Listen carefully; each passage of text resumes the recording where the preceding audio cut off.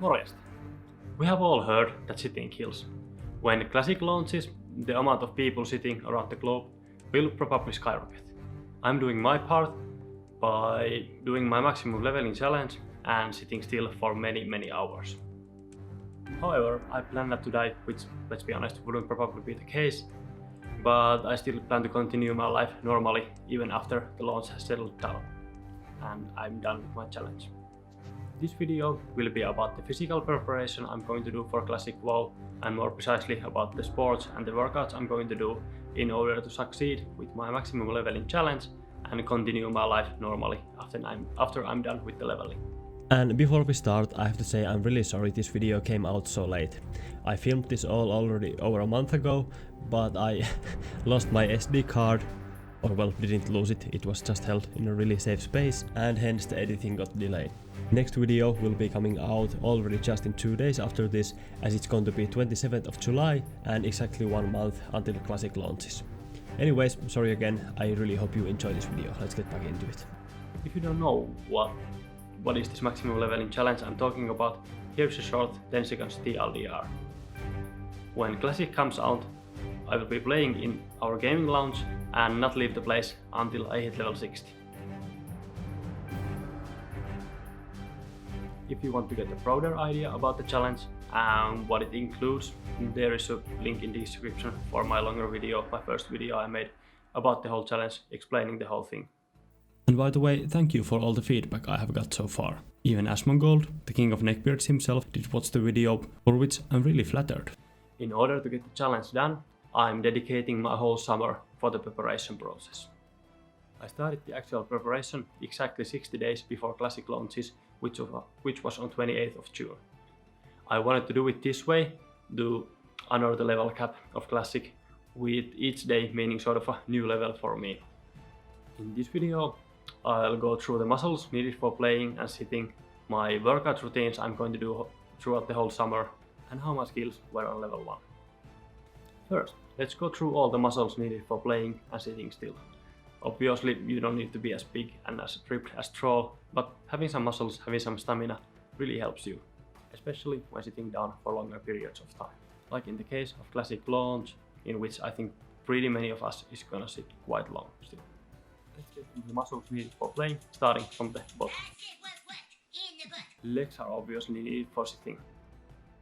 And yes, you are going to hear some obvious stuff over here. I'm sorry for that, but just try to get through it.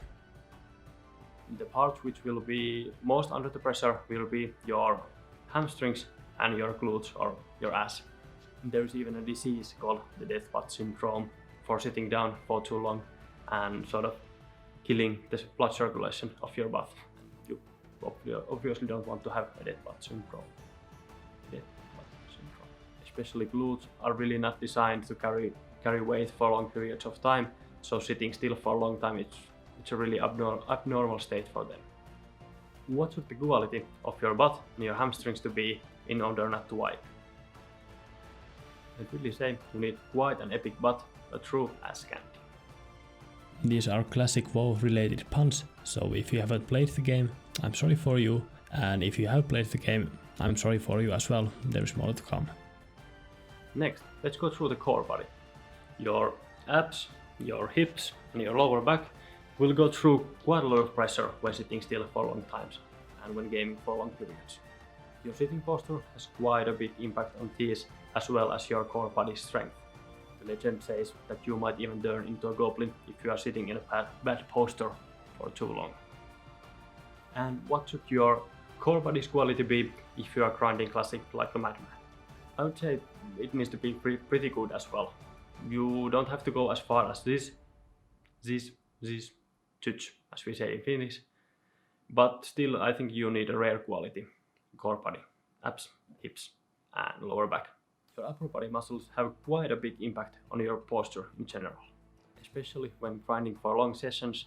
Having some strength up here really helps. And most obviously your shoulders, your neck go under quite a lot of pressure when sitting still and playing for a long time. You want to make sure that you are stretching and you are making the blood circulate up here quite often in order to not get any neck or upper back or shoulder pain, which is by the way one of the most usual pains gamers face. Source? No, CSGO. Nevertheless, a good posture, as I said, comes from having also some muscles on your chest and on your upper back. Obviously you don't need to bench press 100 kilos or do 10 muscle ups in a row, but having some strength, having some muscles really helps you.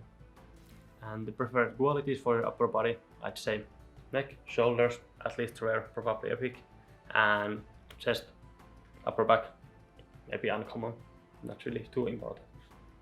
As they say, having education is important, but having big biceps is important.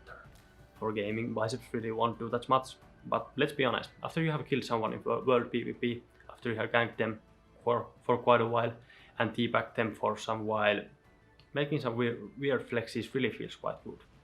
Am I the only one? I don't think so. Your wrists, however, play quite a huge role when smashing those keybinds or clicking like a true OG vanilla player.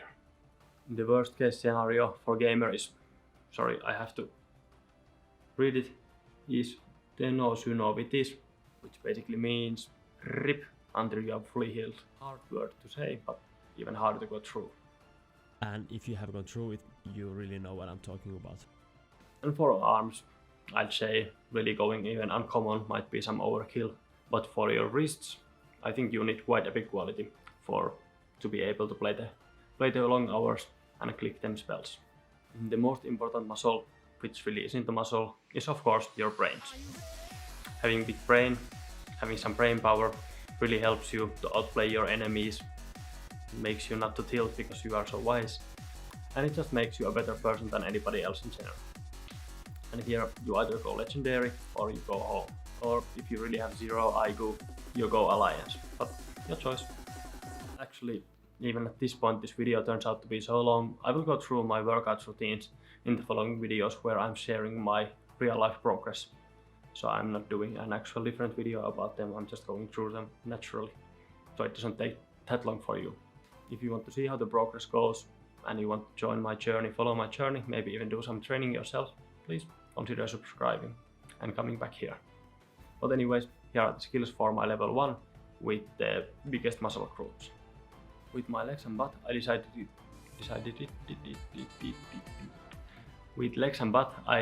to do pistol squats as the benchmark test. It might not be the best one, but I think it's describing quite well what is the situation of my legs and my butt in general. And by the way, this, as all the workouts I'm doing and all the tests I'm doing, are done in body weight, because I'm traveling quite a lot in the summer and I don't have access for a gym all the time, so going body weight really was the only option. And also I think it's better for your body to do things in body weight instead of using weights all the time. I also will be doing some workouts when I'm actually leveling and playing, just to get the blood flowing and to get my mind straight, so body weight is also the only option over there. I'm not gonna build a gym in our gaming lounge. But sorry, now really back to the pistol squats, and here is how they went on the level 1 on day 1.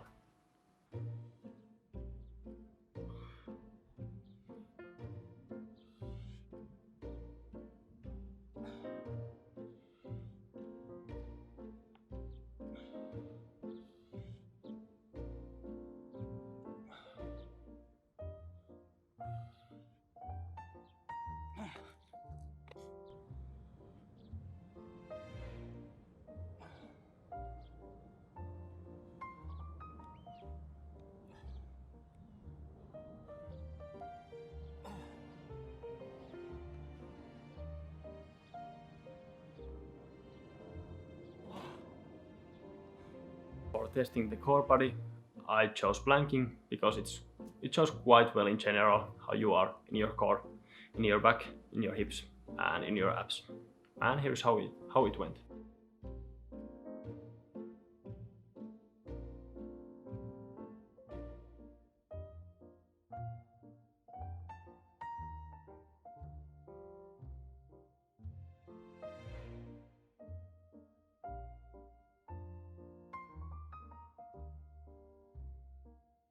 For upper body, I chose both pull-up and push-up.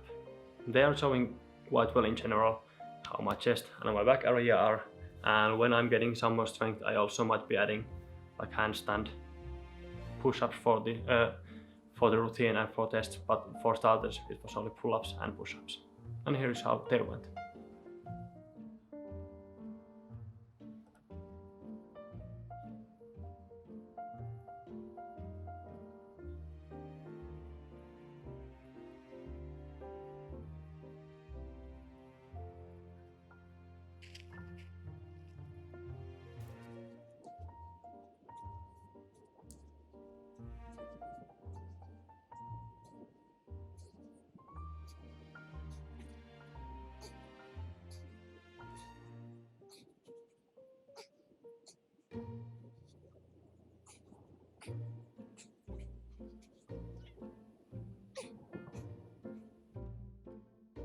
And last, for my wrists, my arms, my shoulders, my neck, my flexibility, I chose a movement called, I think it's L stand to handstand.